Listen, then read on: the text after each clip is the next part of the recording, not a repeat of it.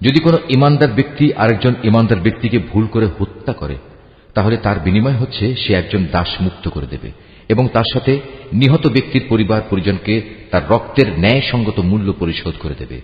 তবে নিহত ব্যক্তির পরিবারের লোকেরা যদি রক্তমূল্য মাফ করে দেয় তবে তা স্বতন্ত্র কথা।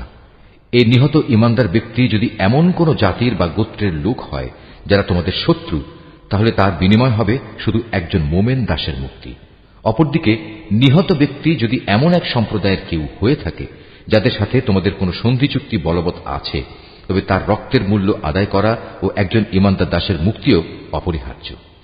যে ব্যক্তি মুক্ত করার জন্য কোনো দাস পাবে না, তার বিধান হচ্ছে ক্রমাগত 2 মাসের রোজা রাখা।